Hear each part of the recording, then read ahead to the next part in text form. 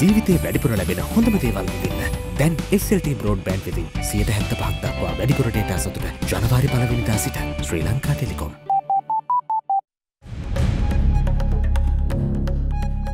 Making headlines tonight. Security situation.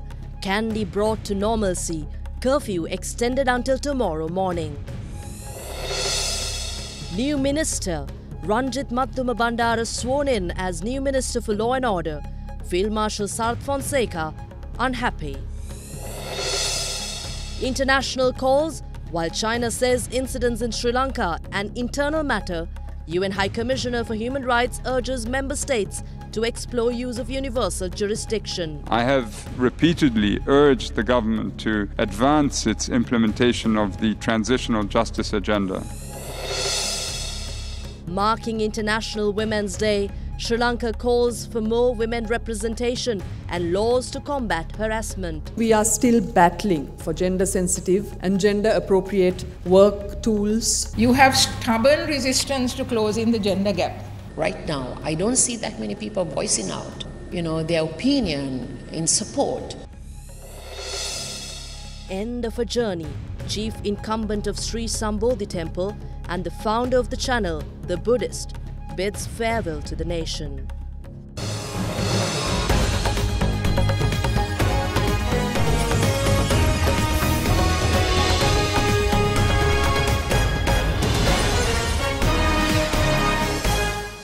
Good evening. As a new Minister for Law and Order has been appointed in the backdrop of unrest in the country, we begin tonight's bulletin with the developments from Kandy. I'm Indiveri Amwatha.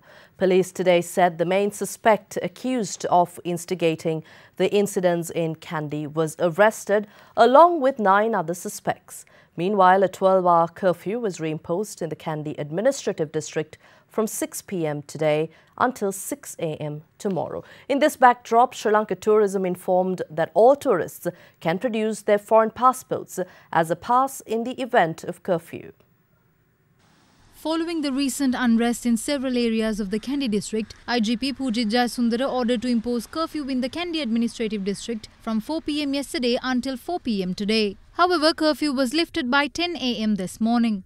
The Department of Government Information said the measure was taken to give the opportunity for residents in the areas to gather essential items including food and water. The police special task force and Tri-Forces personnel continue to ensure the safety of residents in the affected areas. 3 special police teams comprising 3 DIGs and 3 police superintendents each were deployed to the Kandy Administrative District yesterday. The government also took measures to keep all schools in the Kandy district closed until further notice. Meanwhile, the Office of Chief of the Defence Staff set up a 24-hour information centre to receive details regarding persons or groups engaged or planning on violent acts. Information regarding any such person or group can be reported to the centre by calling 0711 261261 or by emailing helpdesk@dgi.gov.lk. Meanwhile, Commander of the Army Major General Mahesh Senanayake called on Chief Prelate of Malwatha Chapter Most Venerable Tibbatuave Sri Sumangala Thera today to explain the current situation. The Army Commander apprised the Mahanayaka Thera that as per information, unrest in several areas of Kandy was instigated by a group of people who arrived in the area from outside the district. He also dismissed rumours of violent acts tomorrow, the day of Friday prayer, and assured that no incident will be allowed. Meanwhile, curfew was reimposed to the Kandy Administrative District from 6 p.m. today until 6 a.m. tomorrow. Sri Lanka Tourism Development Authority said foreign tourists in the Kandy district are liable to use their passport as a curfew pass during the time period of the curfew. 45 incidents related to vandalizing of houses and stores have been reported since 4th of March until 6 a.m. this morning. 4 incidents related to vandalizing of religious places have been reported so far, and 11 people were injured from the incident at the Pujapitiya area. We arrested 71 individuals with regard to the incident. 2 deaths have been reported from Kengala and Pujapitiya. During the Pujapitiya incident, a 28-year-old male was killed after a hand grenade was detonated. Officials of the Crimes Division arrested 10 persons who were carrying on extremist social media campaigns. Among them is the main suspect who was behind the recent unrest. He is identified as Vidhana Patharanage Amit Jeevan Veerasinghe. Meanwhile, the Kandy police has arrested 4 persons who violated the curfew. සැකකරුවන් 4 දෙනෙක්වත් Mahanuwara police ස්ථානයේ නිලධාරීන් විසින් අත්අඩංගුවට ගනු ලැබුවා. Minister Ranjit Bandara was sworn in as the new Minister of Law and Order before President Maithripala Sirisena this morning. Minister Bandara, the Cabinet Minister for Public Administration and Management, will now hold the additional cabinet portfolio of Law and Order. Minister Ranjit Bandara was sworn in as the Minister of Law and Order before President Maithripala Sirisena at the Presidential Secretariat this morning. Prime Minister Ranil Wickremesinghe and President Secretary Austin Fernando were also present at the occasion. In addition to the portfolio of Law and Order, Minister Ranjit Bandara will continue to hold the Cabinet portfolio for Public Administration and Management. Shortly after accepting his appointment, the new Minister for Law and Order visited the Gangarama temple in Hunupitiya and engaged in religious observances.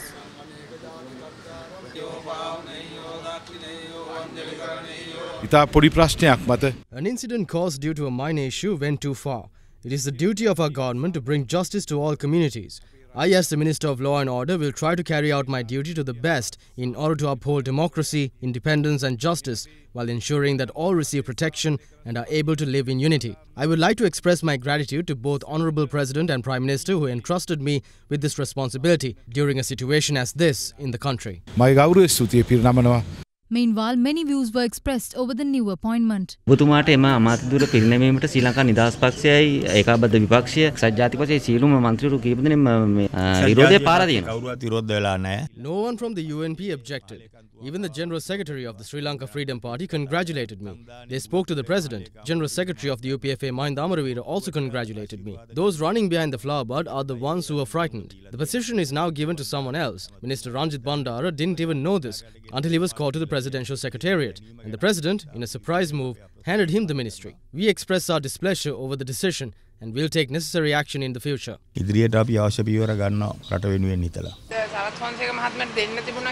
We don't have any evidence that this position was planned to be given to Sarath Fonseca.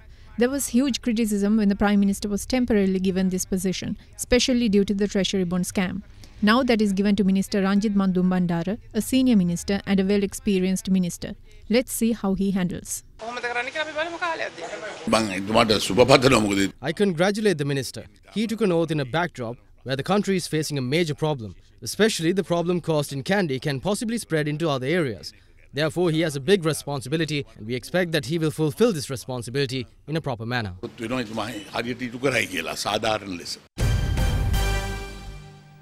Meanwhile, a special discussion took place at the Presidential Secretariat last evening between President Maithripala Sirisena and representatives of the Muslim community. The leaders of the Muslim organizations had extended their fullest support to the President to establish a peaceful atmosphere conducive for all Sri Lankans to live in peace and harmony. The President assured that legal action against extremist elements responsible for unrest is already initiated. President Maithripala Sirisena has also reiterated that the government has already taken every required action to build a peaceful country for all people to live in harmony.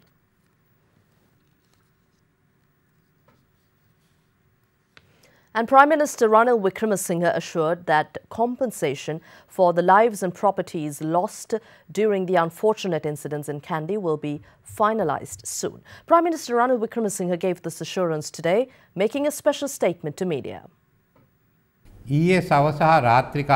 Several incidents were reported in Katugastoda, Alawatugoda and Pujapiti in Kandy district last evening as well as last night. The situation was controlled by imposing curfews in the areas. There were no other incidents reported from any other area in the Kandy district. 3 other minor incidents like throwing stones were reported at Valigama, Giriulla and Kuruvita outside Kandy. Other than that, the rest of the country maintained peace and order. As we have noted before, these incidents had taken place due to the vengeful messages circulated on social media sites. Therefore, we temporarily suspended the services of those social media sites. Police are now questioning several of those who tried to spread messages of violence and vengeance on social media sites. The supply of food for the Kandy district has been assured. We have also taken the initial steps to compensate for the lives and properties lost due to the tragic incidents. We will expedite the compensation process without taking much time. The United Nations High Commissioner for Human Rights, Zeid Ra'ad Al Hussein, expresses concern over the ongoing unrest in several parts of the Kandy district. While highlighting the lack of meaningful progress in transitional justice in the island nation, Al Hussein called member states to explore the use of universal jurisdiction in Sri Lanka. The annual report and oral update by the High Commissioner for Human Rights, Zaid Rad Al Hussein, on the activities of his office and recent human rights developments was presented yesterday at the 22nd meeting of the 37th regular session of the Human Rights Council. Delivering his observation prior to presenting the report, the Human Rights High Commissioner touched on the situation in Sri Lanka. There should be no impunity either for the incitement that led to the attacks or the attacks themselves. I have repeatedly urged the government to advance its implementation of the transitional justice agenda. I regret the absence of meaningful progress. It is urgent, for the sake of the victims, that progress be made on accountability and transitional justice. In the absence of such progress, I would encourage member states to explore the use of universal jurisdiction. And the European Union, in the meantime, said it trusts that any action taken under the state of emergency will be proportionate and respect constitutional rights and freedoms, calling for perpetrators of hate crime to be swiftly brought to justice. EU ambassadors said the recent attacks are very worrying. In a joint statement, they said it is important that the government and security forces take urgent action.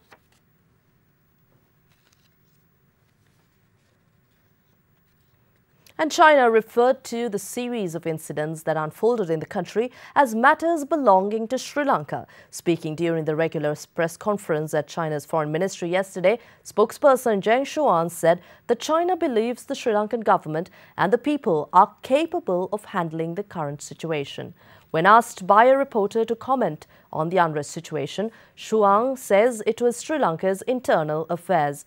He also expressed confidence that Sri Lankan government is able to uphold the country's own social stability and ethnic solidarity. Meanwhile, former President Mahinda Rajapaksa says that the government's decision to block social media platforms temporarily had led to the spread of more false rumours among the public. The former president made this remark following discussions with ambassadors of other countries at his residence today.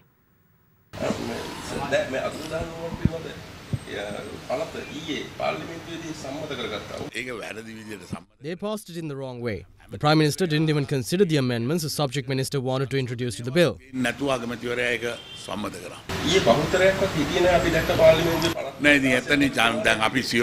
Most of us were attending a funeral yesterday. They earlier said the bill won't be taken up for a vote, but they did exactly that when most of us weren't there.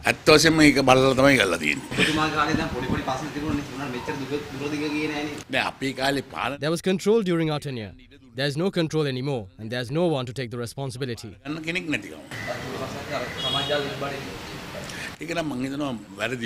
I think it is wrong to do so because that could lead to more false rumors among the public. When social media is there, people will be able to understand what's false and what's true. It's dangerous to have these kinds of rumors.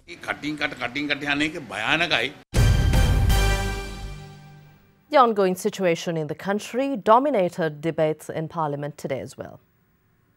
Yesterday, Vimal Veeravansa said that several shops in Kuliapitiya were set on fire and that an MP was involved. He also said that a suspect was released after an order was given from above. This is false. Do not use extremism for one's own political gain. If they are creating conflicts in the country after winning a small election, imagine what they would do when it is time for a general election.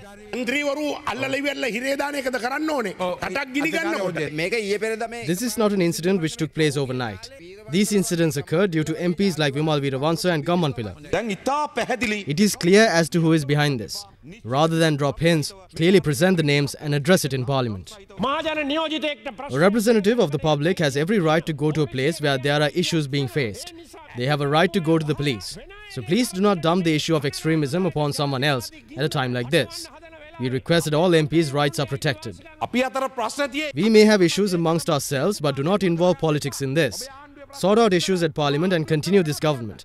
But please ensure that you protect the rights of Sinhalese, Muslims and Tamils.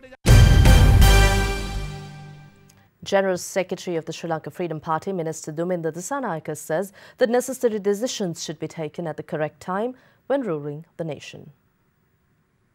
Social media. You are aware that a number of videos were exchanged through social media, arousing hatred and leading to conflicts among races. Therefore, when taking a decision regarding the country, we will have to find answers for problems that are on the surface and leave the rest to be looked at a later time. Some inform me that the business community will be affected due to this decision. Yes, I agree, but the country will face more issues if more videos like those were exchanged. Proper governance means taking correct decisions at the correct time. I would also like to emphasize that the government is taking necessary actions to give the proper leadership the country requires by rectifying all the shortcomings of the previous government. රට අවශ්‍ය කරන නායකත්වය ලබා දෙන්න මේ ආණ්ඩුව ක්‍රියා කරනවා කියන කාරණාවත් අපි මතක් කරන්න ඕනකම තියෙනවා. And women leaders came to the forefront to voice their opinion on the ongoing situation today. Apart from the gangs on ground, that battle was also fought anonymously on social media, which has now become a medium for the expression of unadulterated opinion. Any individual who possesses a mobile phone or a laptop or a tab with an internet connection has the power to receive and disseminate opinions often disguised as news without restraint and without responsibility. Unfortunately, the law itself and law enforcement authorities have not kept up with technology and the capacity of the individual to become an agency as well as an active victim of propaganda. We're still in a very archaic kind of mindset. It's not just gender, but also with regards to humanity, race, caste, religion. We as women, let's advocate for thinking equal. Let's raise another generation where we could empathize, think equal. You are watching Sri Lanka's award-winning news channel, Derana 24/7.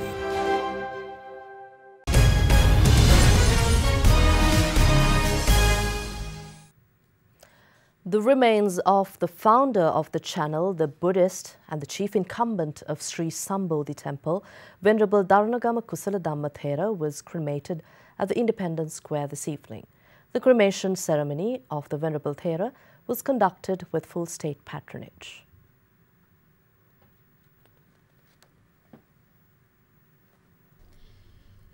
Many locals arrived this afternoon to pay their last respects to the remains of Venerable Derana Kusala Dhammathera.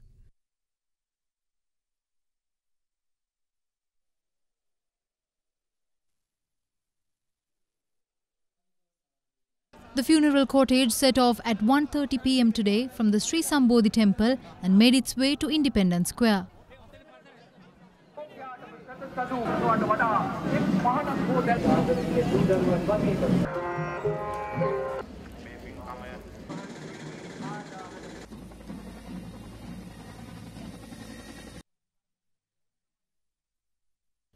Mahasangha, other religious leaders and politicians as well as the general public were present at the cremation.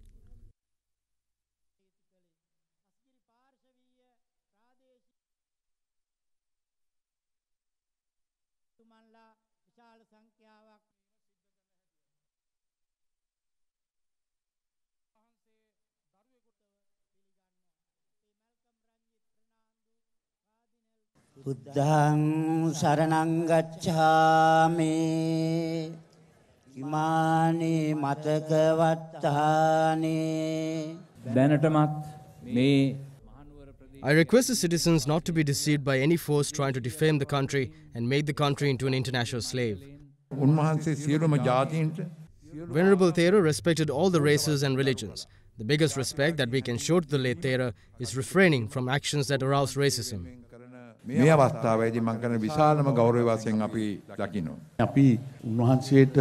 Venerable Thera never blamed and looked down upon any race or religion due to being a Sinhala Buddhist. If we respect him, we should follow his footsteps. The cremation ceremony commenced at 5:40 in the evening.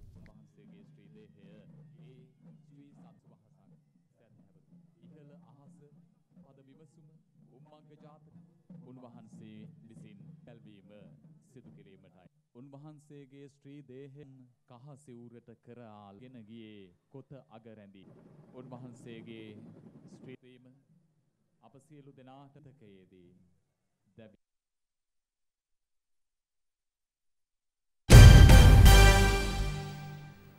And in lieu of International Women's Day, we have the segment, the 2017 Global Gender Gap Report published by the World Economic Forum shows that gender parity is over 200 years away.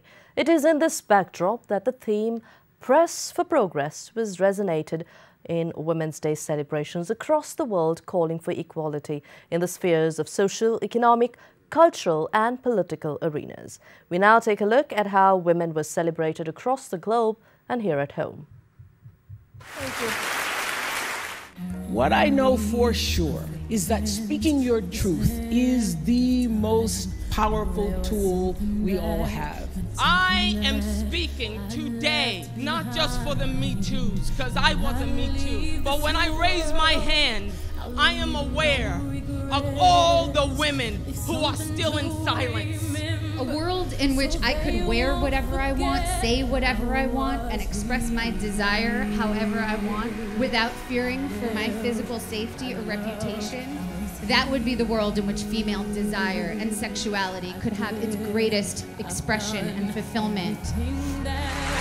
And to those who would dare try and silence us, we offer you two words: time's up. Okay. So I'm hyperventilating a little bit. If I fall over, pick me up because I've got some things to say. Okay, look around, everybody. Look around, ladies and gentlemen, because we all have stories to tell and projects we need financed. In 2017 and this year as well, global activism for women's equality was fueled by movements like Me Too and Time's Up, creating a ripple effect across the globe.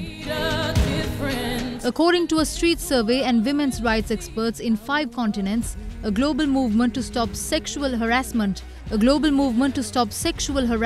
women will spark change, but not for everyone, with poorer women still scared to report abuse, fearing blame and backlash. The UN Agency for Women says that 1 in 3 women globally has experienced physical or sexual violence, mostly by someone they know. In Sri Lanka, however, where women take up over 50% of the population, the widening gender gap is a cause for concern. As of 2017, Sri Lanka was ranked 109 out of 144 countries in global gender gap, slipping 96 places since 2006. The Department of Census and Statistics in the third quarter last year showed that out of 8.5 million who are economically active, only 36.9% are female. The Colombo Stock Exchange and the International Finance Corporation rang the opening bell for trading to celebrate International Women's Day 2018 yesterday. In terms of representation and participation, we are still battling for gender-sensitive and gender-appropriate work, tools, spaces, facilities, infrastructure. For instance, lessen the domestic workload of workers. Can company benefits be expanded to cover not only worker transport, but also schooling opportunities and facilities for primary school children or workers? In Sri Lanka, listed companies have been fortunate to benefit from women's contribution to boardroom. Many remarkable women directors have supported Sri Lanka's private sector growth. We would like to encourage listed companies to prioritize diversity in their own corporate structures, investment products, and increasing the number of women in senior leadership positions. Speaking at the Export Marketplace program in view of Women's Day, Australian High Commissioner to Sri Lanka Bryce Hutchison spoke on women representation in the workforce. The event was organised by the Export Development Board. Sri Lanka has one of the lowest female workforce participation rates of any comparable country. It's about 35%. That has to change. It's an untapped resource for the Sri Lankan economy. The Human Rights Commission of Sri Lanka launched a report titled Empowering Women in the Informal Sector, a Human Rights Agenda to mark International Women's Day. Speaking at the event, Emeritus Professor of Law Savitri Gunasekara, who is Colombo University's first female Vice-Chancellor, touched on the importance of women's economic rights. Can't talk of women's rights only in terms of civil rights, torture, freedom of speech. They're important, but you have to also talk about economic rights. And then immediately you have to address the issue of discrimination. You have to achieve what you call substantive equality, and that is where we have failed. You have stubborn resistance to closing the gender gap. National Conference on Promoting Sustainable Work Life for Women in the Tourism and Hospitality sector was held in Colombo today. Sri Lanka has some inconsistencies. 98% of Sri Lankan girls receive a full primary education, a commendably high statistic. And in secondary and tertiary education in this country, there are more girls than boys. But sadly, it doesn't translate into what is happening in the workplace. Sri Lanka's female labour force participation rate has remained pretty static. And I strongly believe that if we band together right now, I don't see that many people voicing out, their opinion in support of the underdog, and to be able to say no and enough is enough. Speaking in Parliament today, State Minister of Finance stressed on the need for laws to reflect the equality of women. And the role of the woman and the role of the man will differ, but we are totally committed to the equality of gender, that males and females will not be discriminated, and therefore the law must always reflect an equality for women, and that is the stand of our government. And our attempt recently, to basically clear some of the old laws was based on gender parity. It was not intended to increase the consumption of alcohol in this country. In fact, we are opposed to the increased consumption of alcohol, and every step must be taken to reduce the consumption of alcohol.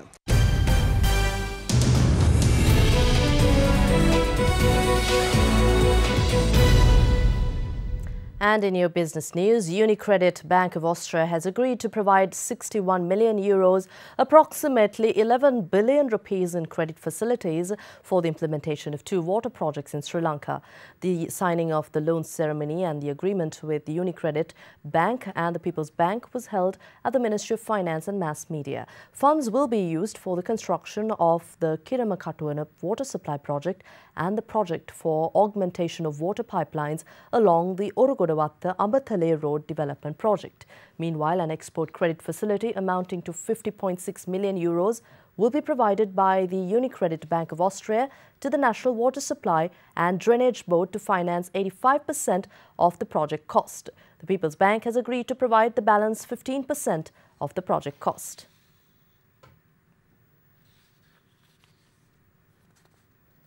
And the Chinese Foreign Minister Wang Yi said his country would respond as necessary in the event of a trade war with the United States, warning that the outcome will only be harmful. U.S. President Donald Trump is expected to establish tariffs of 25% on imported steel and 10% on imported aluminium this week. But the White House has said there could be a 30-day exemption for Mexico and Canada and some other countries based on national security. Such a move aims to counter cheap imports, especially from China, that Trump says undermine U.S.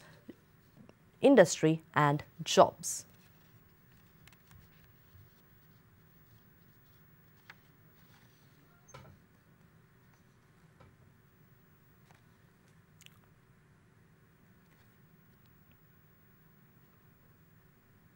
While the US dollar fell sharply in the backdrop of talks of a trade war, the Sri Lankan rupee fell sharply against the US dollar today. The rupee was trading at 155.60 and 70 against the US dollar in a spot market this morning.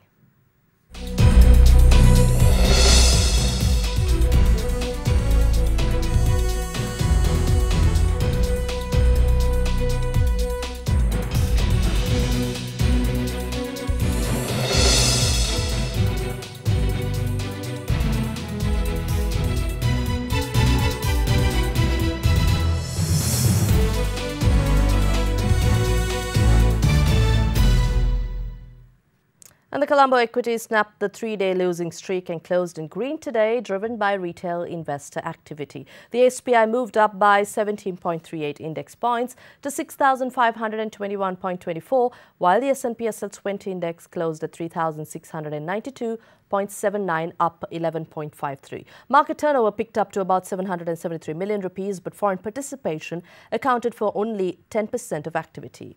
We have the update now.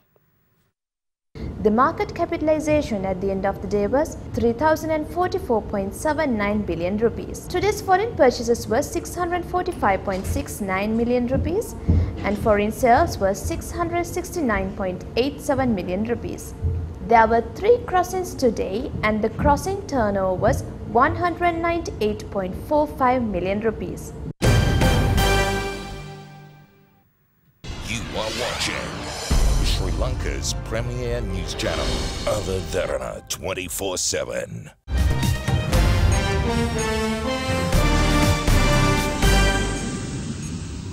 Moving on to news overseas, the second winter storm within a week crept into New York and surrounding states yesterday, with forecasts predicting intensifying snowfall that could snarl the evening rush hour as thousands remained without power from the last northeaster.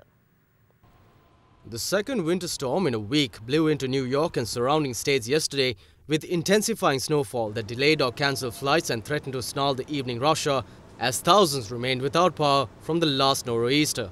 Between 8 and 12 inches of wet, heavy snow, some of it accompanied by thunder and lightning, were forecast for New York City and surrounding New Jersey and Connecticut suburbs.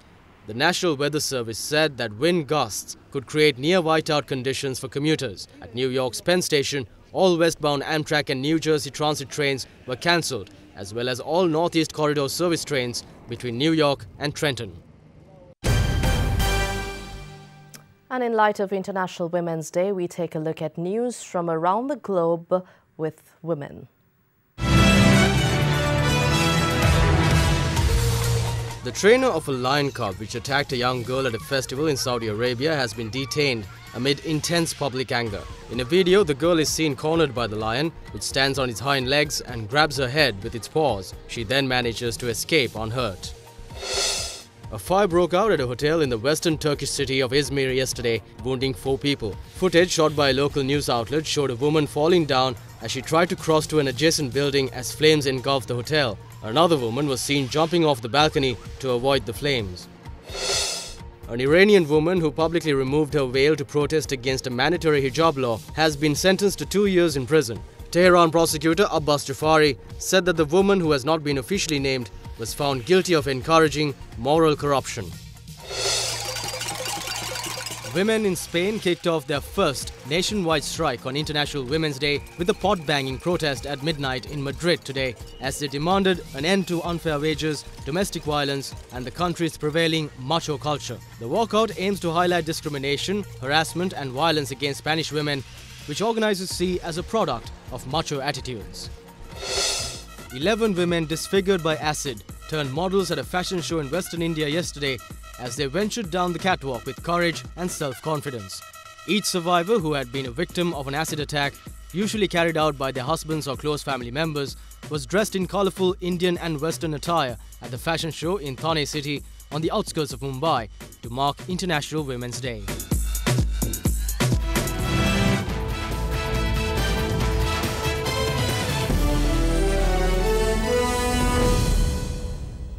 On to sports, and it's cricket. The second match of the Nidahas Trophy 2018 between India and Bangladesh began today at the R. Premadasa Stadium and is still underway. India won the toss and chose to field first. Bangladesh, coming into bat, lost wickets at regular intervals, going at a less than admirable run rate. In the end, they only managed a score of 139 for 8 in their allotted 20 overs, with Jadev Unadkat being the pick of the bowlers for India with 3 for 38 in 4 hours. India, chasing a target of 140, lost Rohit Sharma for 17 and Rishabh Pant for 7. They are now on 55 for the loss of 2 wickets. You are watching Sri Lanka's award-winning news channel, Other Derana 24/7. Update for the next 24 hours.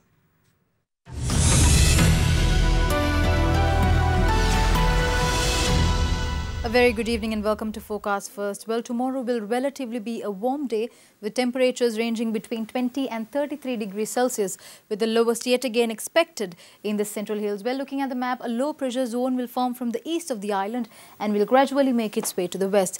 Well, while sunny weather is forecasted in Jaffna, Mannar, Anuradhapura and Vaunia, wet weather is forecasted in Kandy, Colombo, Galle and Matara as well as Hambantota. That's all we have from the Weather Centre tonight. Up next is your City by City forecast.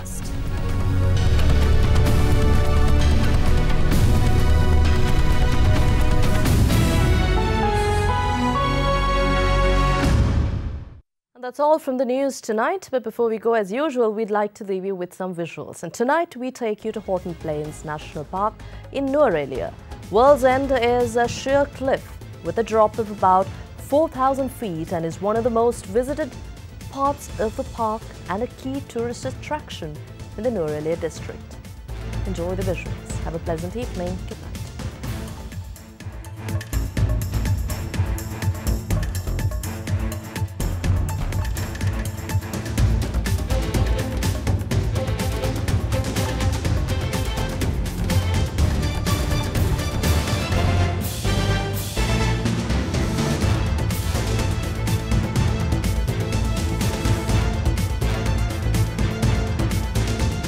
Bringing you the news and information 24 hours a day. This is Sri Lanka's premier news channel, Other Derana 24/7.